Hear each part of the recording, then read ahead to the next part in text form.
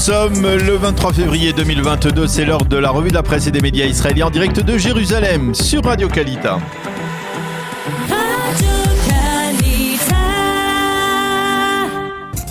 Depuis Jérusalem et les studios Kalita, Daniel Haïk. Daniel, rebonjour, et impossible bien sûr ce matin encore de commencer la revue de presse autrement que par le conflit ouvert entre la Russie et l'Ukraine. Et oui, effectivement, Christophe, ce matin, le Yediot Aharonot titre d'un seul mot Aplisha, ce qui signifie l'invasion en hébreu, et avec en illustration des Ukrainiens qui brandissent fièrement leur drapeau national. Le Yediot Aharonot publie une interview exclusive du ministre ukrainien de la Défense, Alexis Reznikov, qui affirme « Notre armée est prête à tous les scénarios » et qui révèle au passage une coopération avec Israël en matière de lutte contre les agressions cybernétiques. Le Israël Hayom titre ce matin « Profondément bourbé dans la boue ukrainienne » et le quotidien nous montre, pour illustrer ce titre, des blindés russes qui progressent effectivement sur un immense champ de boue apparemment en Ukraine. Les quotidiens reprennent bien sûr le discours de Joe Biden qui a parlé de début d'invasion russe en Ukraine et a imposé des sanctions à la Russie pour son agressivité envers l'Ukraine. Au passage, le Yediot Aharonot consacre un encadré à ce qu'il appelle le malaise d'Emmanuel Macron, qui voulait être le messager de la paix mais qui s'est heurté à un implacable Vladimir Poutine. Les journaux et les sites d'information israéliens mentionnent également les sanctions économiques contre la Russie. Parmi les autres conséquences de la guerre ouverte entre la Russie et l'Ukraine, l'augmentation du prix de l'essence qui, à travers le monde, en Israël, l'essence devrait franchir dans les prochaines semaines le seuil des 7 shekels le litre. Qu'écrivent les éditorialistes, Daniel, autour de cette crise ce matin ? Eh bien, le professeur Avraham Ben-Zvi, qui est spécialiste des États-Unis, parle d'échecs prestigieux de la part de Joe Biden et de l'administration américaine dans la gestion de la crise avec l'Ukraine. Il n'y a aucun doute possible sur l'échec du président américain à dissuader Vladimir Poutine d'agir.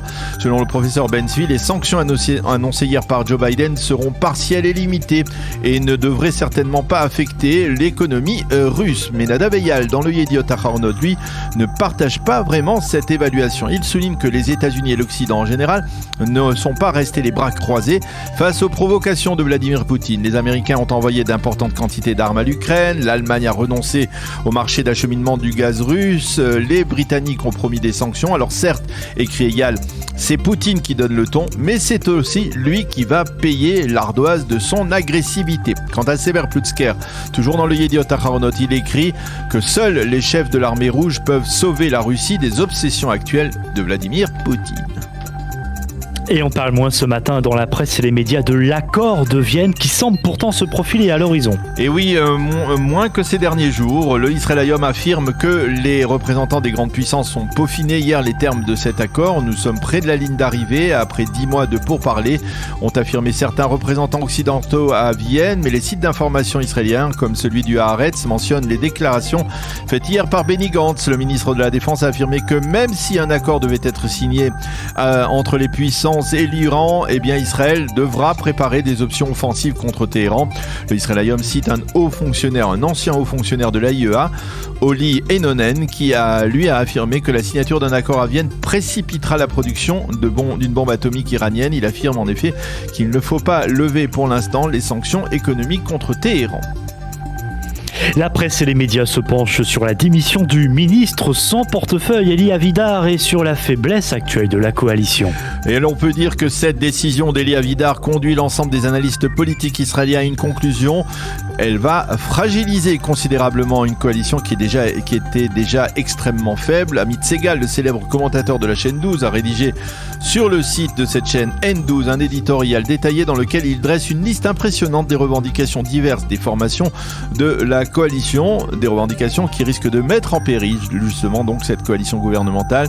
Il considère que le retour d'Eli Avidar à la Knesset, eh bien, c'est de facto l'arrivée d'une 9e formation dans une coalition déjà étriquée et une formation qui est hostile à Naftali Bennett, comme l'a dit Eli Avidar hier lui-même. Parmi les enjeux périlleux de cette coalition, la loi sur l'augmentation des retraites des généraux si chère à Benny Gantz, la loi sur l'enrôlement des élèves des yeshivot si chère à Lapid et à Lieberman, la loi sur le salaire minimum si chère à Merav Michaeli, la présidente du Parti travailliste, et puis la loi sur la séparation entre le poste de procureur général et de celui du conseiller juridique du gouvernement, si cher au ministre de la Justice, Guidon Sar, excusez du peu. Le Yediot Aharonot, lui, choisit ses 5 obstacles dans la coalition et rajoute les revendications du parti Ra'am, qui sont sans cesse à la hausse, et la tension à Sherjarah à Jérusalem. Bref, autant d'enjeux qui risquent de faire dangereusement tanguer la coalition au cours des prochaines semaines. Quant au Israël Hayom, il cite un proche de Benny Gantz qui se dit persuadé que c'est Merav Michaeli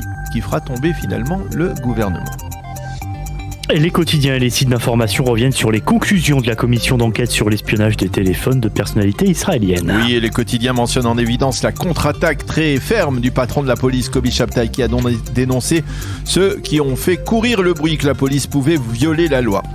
Nous avons été faussement accusés, cela porte un coup fatal à notre crédibilité, a reconnu Kobi Shabtai. Je vous rappelle que les conclusions de la commission d'enquête interne n'ont pas établi de violation de la loi, seulement dans le cas de Shlomo Filber, il a été fait usage de logiciels espions et encore de manière apparemment limitée.